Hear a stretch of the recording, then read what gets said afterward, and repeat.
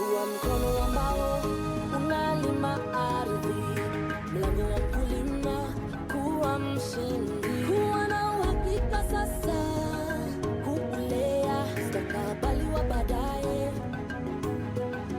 Tufanye kazi pamoja na tukue pamoja, kuimarisha Kenya ni jukumu la Farm Kenya. Well, hello there. This is Farm Kenya Show, and today we are in Kiambu County at Mlango Farm.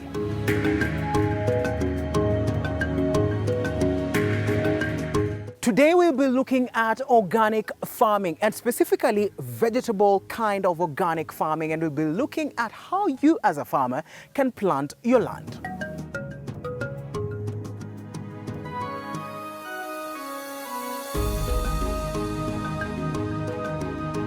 Remember, every Tuesday we take you to the farm, onto the plate. We'll be looking at the process of preparing your vegetables as well.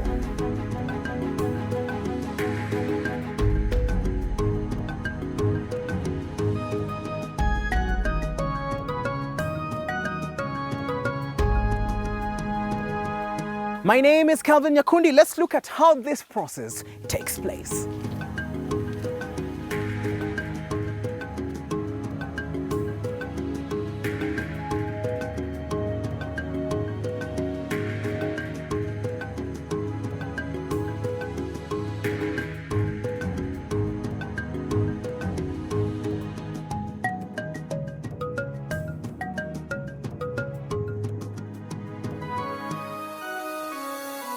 Let's get into the conversation now with Els Kamande, who is the director, Mlango Farm, right here in Kiambu County. Thank you so much for joining us. Thank you. All right, so when did all this start? How did you get into this? So I came here with my late husband on this family land, the Mundia family land, in 2007. And well, there was a land, it was bush, and we just slowly started farming, so clearing the bush and growing vegetables. Mm-hmm. That's how it all started in 2007. Okay, so 2007 to this time, of course it's very many years, and you've incorporated organic farming into the farming that you do. What necessitated organic farming? Why organic farming? So when we came here, when we started, it was a neglected, well, a land that was not used. It was all bush, and it's family land. So we decided we want to make it better, instead of just using or misusing the land with, monocropping and fertilizers and pesticides. That was really very intrinsic motivation to keep it clean and make it better. So that's, and we started very small and learning by doing. But yeah, that's basically the whole vision behind it, is to make it better for the future. And when we look at organic farming, in terms of the nitty-gritties of it, what goes into organic farming? Because a farmer is sitting at home saying, okay, I've tried organic farming, but I keep on going back to the chemicals and everything else that is put on the vegetables. So what goes into organic farming? Yeah, that's a long story. We do courses here. Mm-hmm. It's difficult to explain it in a few minutes, but most importantly, your soil. Build up your soil, make your soil healthy, because if you have a healthy soil, you have a healthy plant. Mm-hmm. Of course, there's a lot of things that make that it becomes healthy. You need to do a lot of different crops together, not just monocropping, because that's not a healthy way of farming. So different types of crops, intercropping, crop rotation, a lot of helping hands and eyes, because you just need to see what's going on, observe your land, beneficial plants that help other plants. It's quite a story on how to do this, but it's, traditional way of farming. Your ancestors, your grandparents and their grandparents, they had never had this fertilizers and pesticides and all that horrible stuff that people use nowadays. And people ate very healthy. So these things are all quite new. Right. Even as you speak about this, when you look at the farm that you have, it's quite big. And when you look at the crops, intercropping, we've spoken about intercropping. Yeah. What the species that you have here? Just give us a perspective of that, and how has it been growing different crops at the same space? Yeah, so we grow now, I think, more than 70 different types of crops. Wow. Crops, a lot. Vegetables, herbs, it's all outdoor. So open field. Lettuces, leek, broccoli, cauliflower, fennel, skooma, spinach, managu, a lot. But we started very small. It was all bush, so we started with just one field, and bit by bit it grew, and we learned by doing. And so a lot of mixed All right. crops. And also, when you look at the advantage of intercropping, let us look at the advantages of that. Yeah. How does it contribute from one plant to the other? Yeah, so plants help each other underground in the soil. Some take nutrients, some give nutrients, so they help each other and in the soil, but they also help each other above the soil. For example, we have nasturtium, the edible flower, growing on the farm. Not only does it look nice and you can eat it, but it helps the other plants because it attracts the pests. So, for example, if you have cabbages growing, and you don't want those pests to go onto your vegetables, you plant these other crops that attract the pests, so they don't go to your vegetables. Now, that's a little example. Basically, you just need to confuse nature a little bit and Right. and direct the doo-doos where you want them. And of course, you're speaking about confusing it a little bit. When it comes to the seasons that we have in a year, you find that there are seasons that are a bit dry, other seasons are very rainy and cold. How does this contribute into the kind of ecosystem that you have around here? Now, for us, we're quite lucky. We're in Kiambu County. It's a very green and lush area. But we always need to irrigate as well. If it's dry for a couple of days, we need to irrigate. And yes, when it's cold and very wet, the crops don't grow so fast, but they still grow. And we do a lot of water management to make sure that if there's like last year with the floods, if there's really a lot of rain, that our crops are not flooded. So that's water management. It's just a matter of managing things. Now let's look at the animals that you have and their contribution, because you have an array of animals around here. You have horses, you have donkeys, you have ducks. So how are they coexisting in the same space? Yeah. So we have all these farm animals, mostly because we welcome a lot of schools and a lot of families. People from Nairobi, they come to visit for a day and learn about farm life. Now, what does a farm look like? We need to have these kind of animals, of course, to show. There's a lot of children in Nairobi that have never seen a cow before or a goat before. So that's why we have the animals here. But of course, they also contribute to the whole ecosystem on the farm. So we do permaculture. We practice permaculture principles, and that's short for permanent agriculture. So things continue and continue and continue. Like the manure, it's not waste for us, the manure. We use it in the farm again. We also use it in our biogas. So waste from the farm, like green leaves that we would maybe put in the compost, we can also feed our animals with it. So it's a circle. That's why we have these animals. They help in the whole system also. Okay.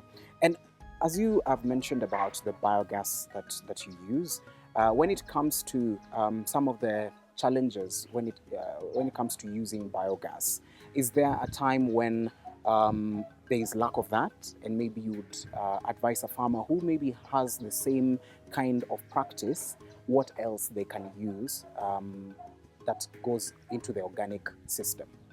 No, our biogas system is enough for cooking for like 2 or 3 hours per day. So an average family, it should be fine to just have this system.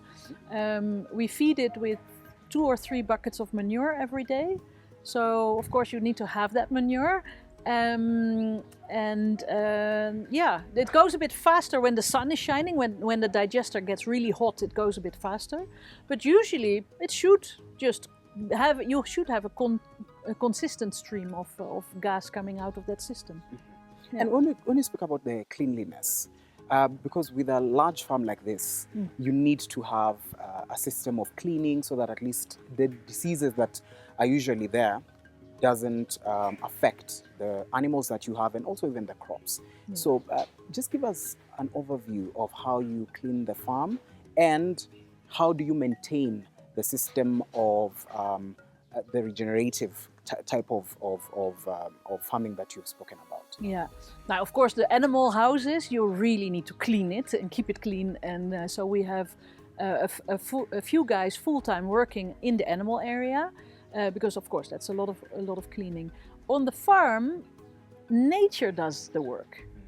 Of course, people sweep the paths where people walk.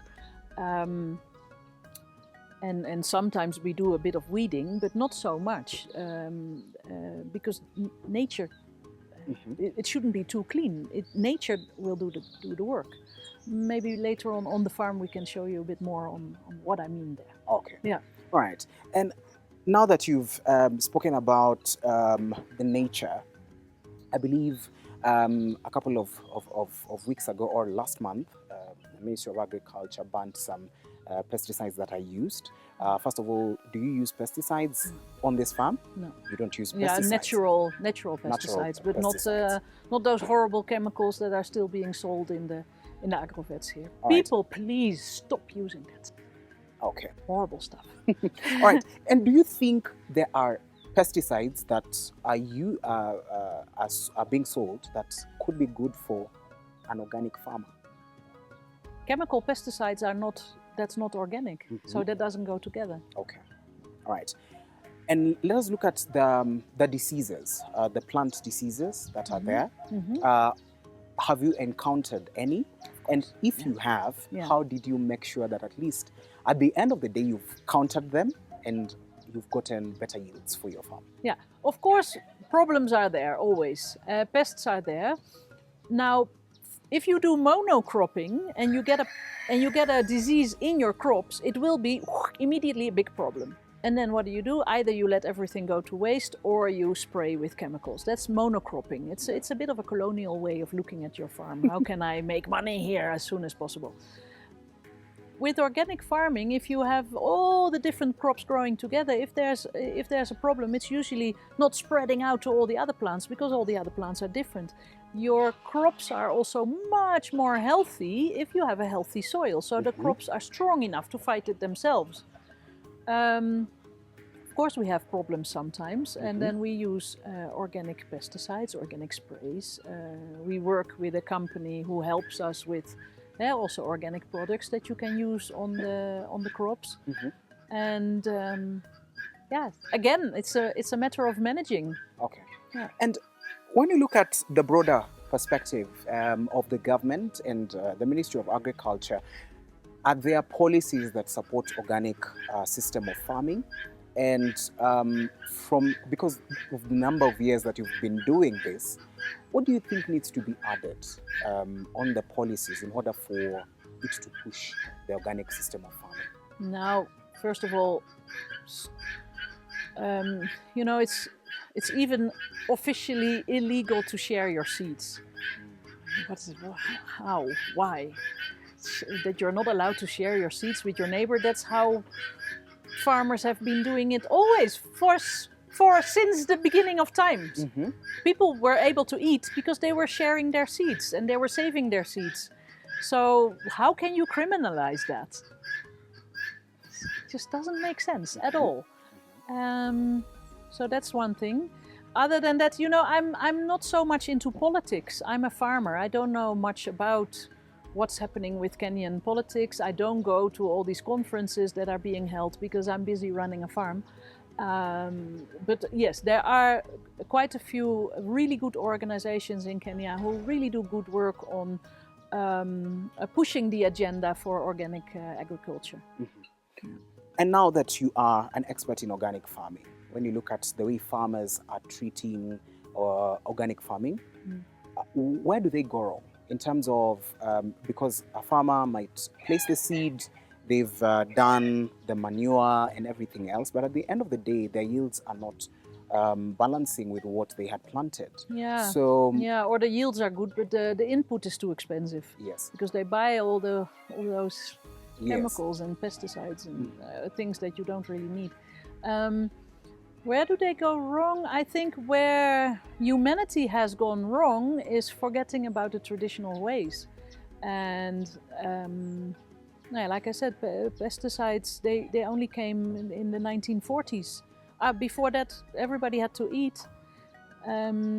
Now I see farmers, they are burning their compost. They're burning their leaves, what could be beautiful compost, because they don't know that you should build your soil with your own organic waste. So it's a matter of education, I would say. The things that we have lost a little bit, let's go back to it. So let's cross over and look at, you're doing organic farming and there's conventional. So what are the advantages of organic farming when you look at it, when you look at the organic and conventional? Now, organic is healthy, conventional is, or monocropping and using pesticides and chemicals. That is, in the long term, it's only, you have nothing left in the end. Because you need to put more and more and more and more inputs until you give up. Your children and their children and their children also want to use that land. And then they find a land that is destroyed by chemicals. And you can't do anything with it anymore. So the advantages of organic farming is, it's healthy and it's in the long run, you have abundancy. You have your healthy food. You can grow. You can sell whatever you have extra. You have your fruits. Everything you have on your own land. Right. And you have a healthy family. At the end of the day, right? Yeah. So let's look at harvesting. You've grown your vegetables. You've grown your crops, and you're harvesting. So as an organic farmer, what is the process of maintaining that land after you've harvested everything else? You're preparing it now for the next season of planting. Yeah. Is it the same way as the conventional one? No. So you put a lot of manure, you put compost, you keep your soil healthy, and then you plant again. But you rotate your crops. For example, if it was first a root vegetable, then you put a leafy vegetable in general. Yeah. Right. And when it comes to also harvesting, the system of, or the style of harvesting, you can give us the how-tos, because many a times when people or when farmers are harvesting from different parts of the country, if it's plucking the leaves of sukuma wiki, how, because earlier on we were speaking and then you were saying there are people who just uproot the whole plant. And then at the end of the day, you don't have anything that is remaining on the land. So what goes into that when you're harvesting different kind of crops that you have? Yeah, so we have a lot of visitors who come here from the city, and they can harvest their own vegetables with one of our guides. And some people have no idea, and they pull the whole skooma out of the ground. I was telling you about that. Yes. Yeah. So it depends. All the crops are different. Skooma, you just pluck what you need, and the rest continues to grow.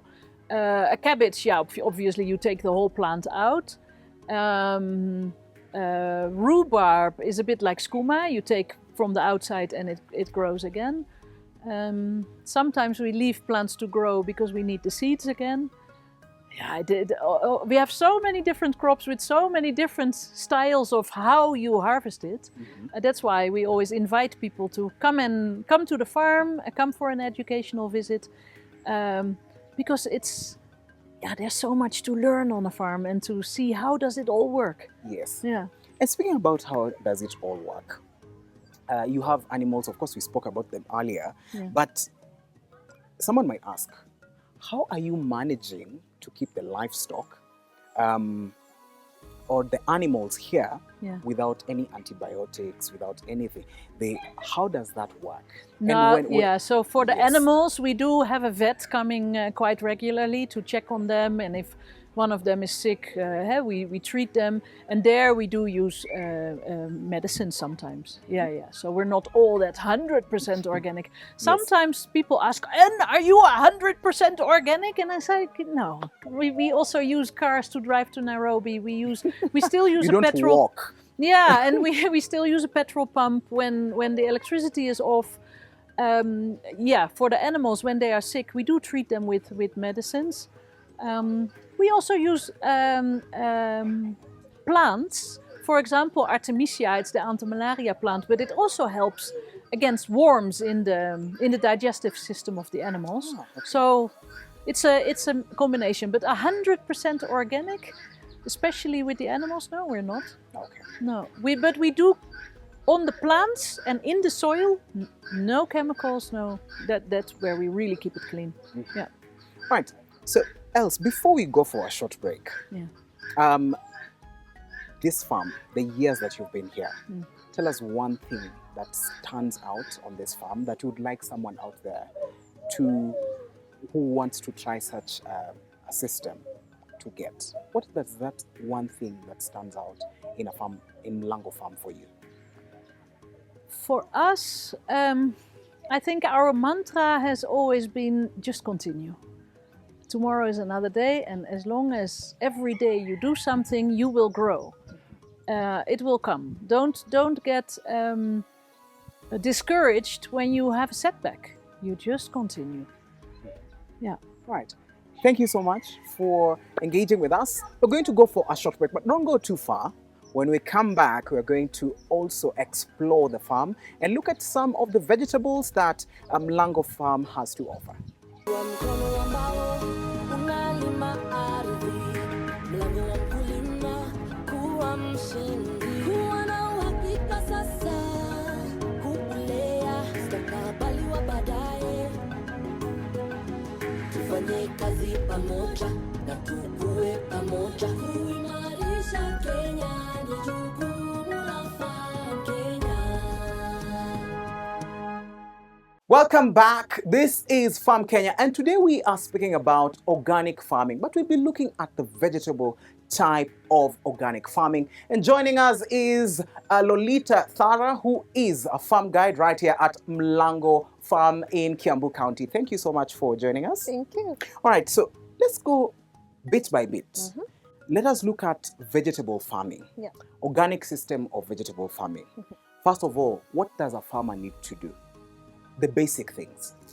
Well, I will say that prepare your soil. Soil is the backbone. Let your soil be fertile. Let your soil be clean. So having your soil clean with compost, avoiding all sorts of chemical you can avoid. You don't have to use so much expensive, just whatever you get in your kitchen as refuse. Let it just, that compost, then first, that is the first thing. Let your soil be clean. Okay. Yeah. And when you speak about soil be clean and soil and compost that you've mentioned, what are we talking exactly about? Because a farmer might be coming from a place where the tropics, we have the dry areas, we also have the tropics. Yeah. So when we are speaking about a clean soil, what goes into that?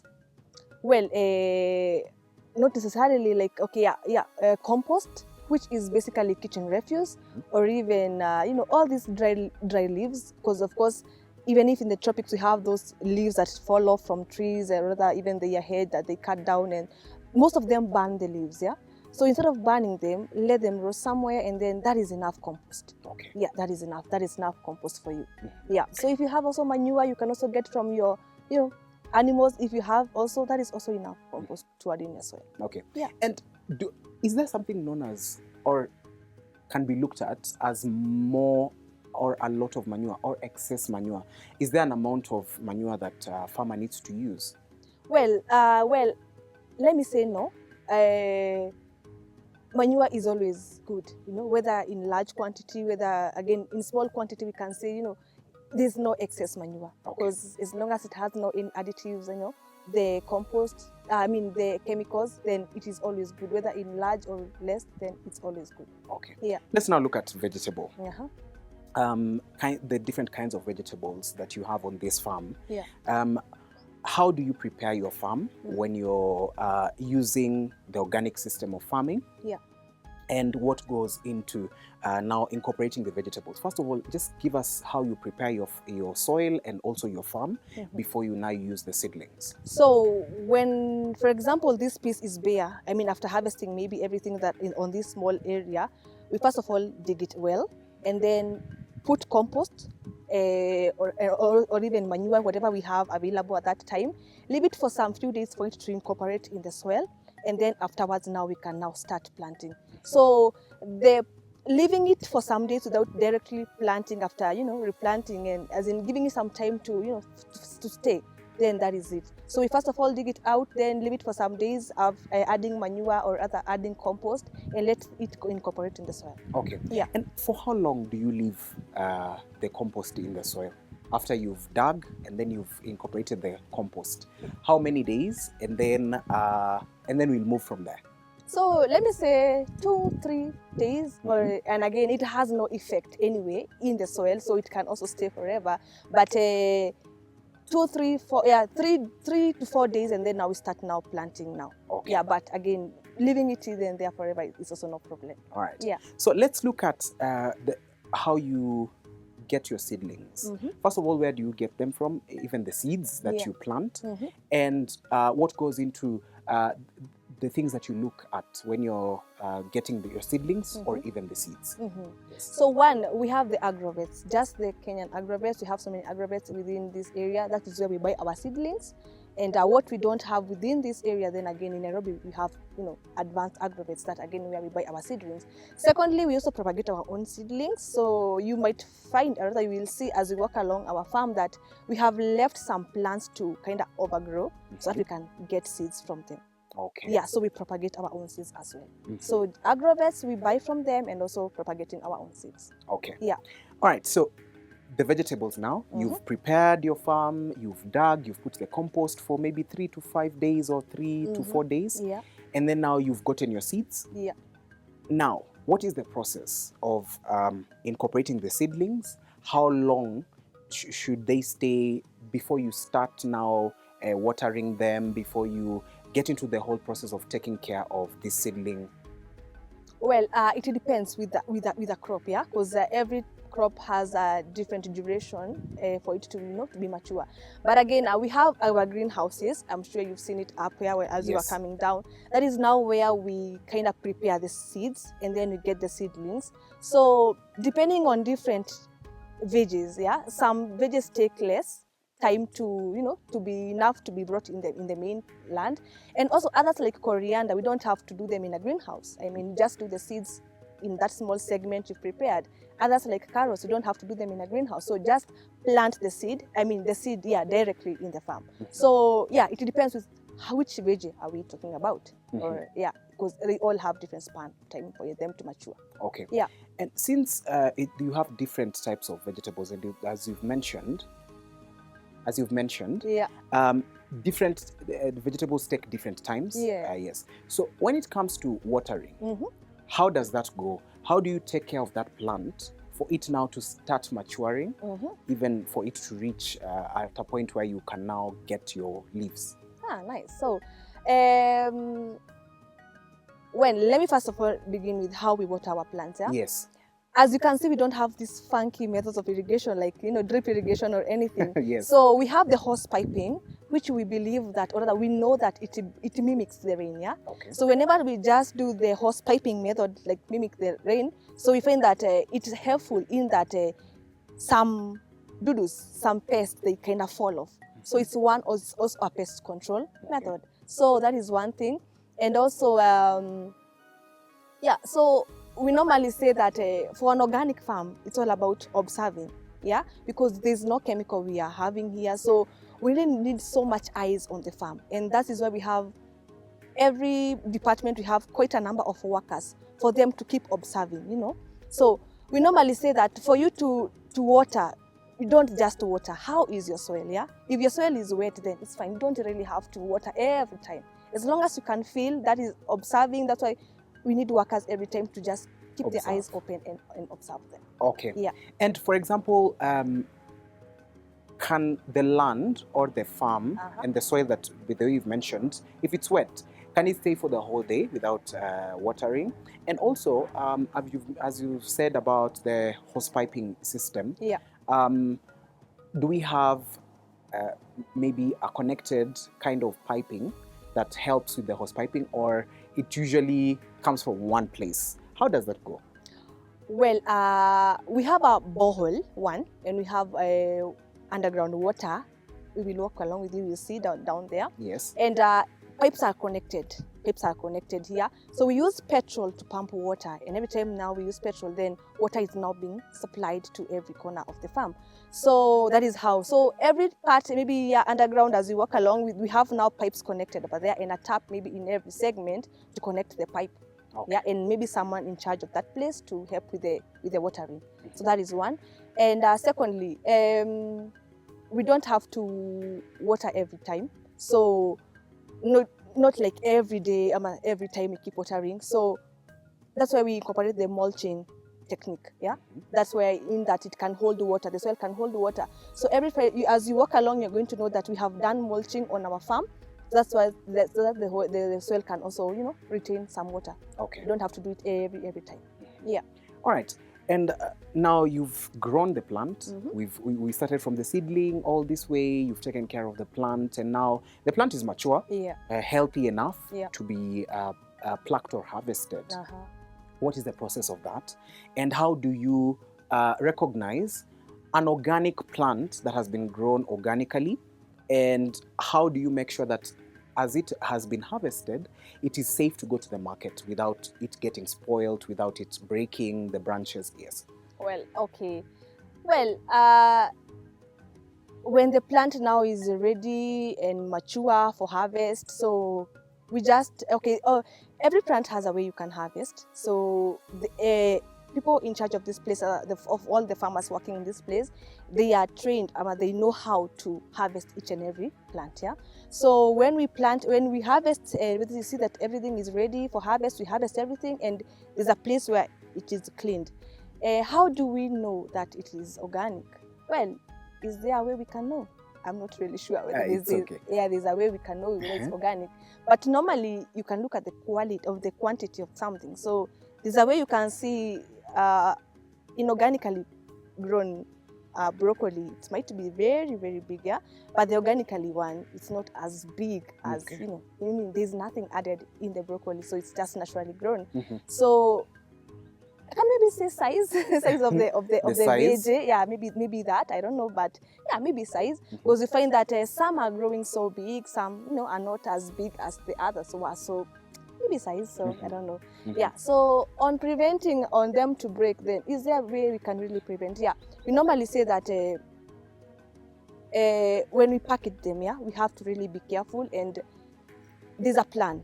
There's a plan on who is taking who. So we don't have to take everything at a go. So there's always different people taking it at different places. That it can be easy to divide and to avoid them, you know, breaking and everything. So we also pack them in very beautiful baskets. Also beautiful baskets. So there's nothing that, you know, unless maybe someone steps on them, rather. Yeah. So otherwise they are well packaged in baskets, so to avoid the breakage and everything. Okay. Yeah. So let's look at, because as we've been looking around the farm, you have incorporated different vegetables on the same piece of land. Give us the science behind that, because you can see onions, spring onions, and also other different indigenous vegetables. We have kales as well. So give us what science went behind that. Well, it's all about biodiversity and letting plants and veggies and all different type of plant, correlate and grow well in one area. So the science behind that is also to make your soil fertile. That is what we call intercropping. And you find that every crop has its own benefit on the others. So if I talk of the spring onions, they are just, scented. They have that strong smell on them. So in a way, some pests can't stand this, and now they won't affect the lettuces in there. Yes. So it's a pest control method. Yeah. So you find that some of the nutrients that maybe beans left there are very nitrogenous, and they will leave the nutrients in the soil. So planting something along with the beans, then it gets to drain the nitrogen from the soil. So it's all about pest control, nutrients, sharing and everything. So yeah, it's all about all that. Okay. Yeah. Even as you speak about the pest control and the diseases, of course, organic farming involves a lot of manure. Yeah, sure. Involves a lot of urea if you use it. Yeah. Yes. So at the end of the day, when it comes to using compost, using manure, using all these kinds of natural systems of making sure that at least the farm is nutritious enough. Yeah. Are there diseases that come from this? And how does a farmer make sure at the end of the day, this kind of manure or this kind of compost doesn't affect the growth of the plant? Oh, nice. So I must say that it is challenging. Let me say organic farming is challenging. And when it means all hands on deck and all eyes on the farm, then that is what we have to just always do. So yeah, diseases always come, not always, but they might also come, and which we have also experienced. But the advantage with us is that we don't do monocropping, yeah? Where we have to do that, a whole segment of, this all portion is only one type of crop. Yes. So losing this segment of lettuces, it's not as sad as losing a whole piece of land with lettuces. So the moment we note that there's a problem on this piece of land that is affecting the lettuces or whatever else is planted there, then we have to uproot, remove everything. It's not as painful as removing a whole piece. So it's all about keeping our eyes open every time, and normally that is what we've really applied. Whenever we note that there's a certain disease or rather a problem with that segment, then remove everything, leave the soil, start again. Yeah. Right. Yeah. And of course, the farm, the way it has been segmented, Yeah. there are steps. It's like you're going on steps Yeah. when you come from top to bottom. And what went behind that? Because every level has maybe a different type of vegetable, Yeah. or even the same as the other one.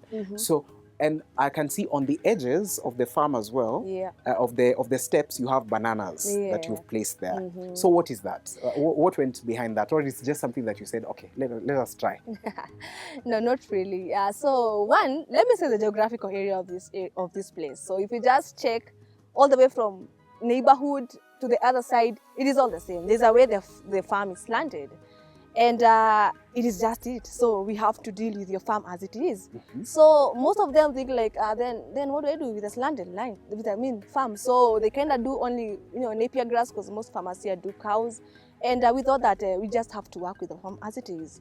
So the reason you see the banana plant is to help us hold the soil, because again, it is slanted. So we have to make sure that we have to work on this land and make sure that we don't lose soil. So we plant trees along, we plant cover crops along also to hold the soil and bring the soil together and ensure that no piece of land is wasted at any cost. So every part we make use of it. The drainage system we've made through the trenches we've made also is also part of drainage, because as it rains, the water is flowing, the way it is flowing, and we make sure that wherever the water settles, there's something growing over there, and water is not wasted in any way. Yeah. So the geographical area, and we have to know that it is what it is, so we have to work with this land as it is. Okay. Yeah. Still on that, as the way the terrain is and Yeah. the way it's very slopey, and yes. So when it comes to a season where there is a lot of flooding, Yeah. of course the water moves down. Yeah, sure. What happens to the plants that are on the lower side of the farm? Because all the water goes there. Yeah. Yes. So how do you manage that? So, which has been a learning method for all of us, because every day is a learning day. And initially, if you came here maybe 3 years ago, it was not as it is, because we would let water only flow. But we've been having courses on water management, on people who knows more on how to manage water. and we've been really learning on them, from them. So if you walk along with me also you will see that we have the tires, you see, the trenches also, the banana plants, the trenches, these ones, the big bunches, and so down there, no water that is flooding because it all has uses and purposes. Okay. So through the trenches we've made, something is growing over there in the trenches, and you find that later in the dam, the water that is being collected there is also very clean because we have a technique of cleaning the rainwater. So we've been adapting, techniques on how to clean water and how to manage water as well. All right. Yeah. Very well explained. Now, let's look at a farmer who is planning to do organic farming in the city. Away from here, they have a very small space to work with. They have maybe a very, very tiny place to work with. What would be your advice to such a farmer? Because someone might want, okay, on the balcony, they have just a very small type of an organic mini farm. What goes into that? Do they operate as a big farm as what you have here? Well, let me say, well, it's not as big as we have here because, the piece is a small one. But I will say that for farming, it's not about, space sometimes. You might be big and not better. Yes. But you might be that small, small scale farmer, but you're better. So we also employ that mantra saying that we normally want to grow better, not bigger. So that small piece of land, as long as you take care of it, in a sustainable way, through the kitchen refuse, which of course you have in your kitchen and you keep collecting it every time, then you will be better. You will be better. So I would say to a farmer that stop wanting to grow bigger, and then through you being as small as you are, let just aspire to be better. Okay. Yeah. And what are some of the crops that, of course, when we mentioned about harvesting and removing the plants that you have or the crops, what are some of the crops that can strengthen the nutrients in the soil, even as you wait for another planting season? The period that the land is just bare or the farm is bare, what are some of the crops that a farmer can plant in order to make this land more nutritious for the next season? Well, I would say most of the leguminous plants are always nutritious. So, beans, chickpeas, name them, all those leguminous plants, it's always healthy and advisable to always have them. You don't have to have them on large scale, but just a segment of each in every small portion you have them, that is enough. So red cabbages also, maybe carrots as well. So just to name a few. Right. Even as we are now concluding this conversation, you are a young farmer. What would be your parting shots and what would you tell a young farmer out there who would like to get into organic farming and they are scared about, okay, I have a very small space. The way you said, it's not about the space, it's what you put in, right? So what is your parting shot? Well, I would say that just start. Start. You don't have to have a clear plan. Sometimes the plans are so complicating, and so whatever you have, just start with that. Start with that because there's no formula we can say. There's no formula that you can always refer to on how to do organic farming. So, because organic farming is all about what am I having in my farm? Am I really having that compost, which is readily and always available with you? So, it's all about starting with separating your waste.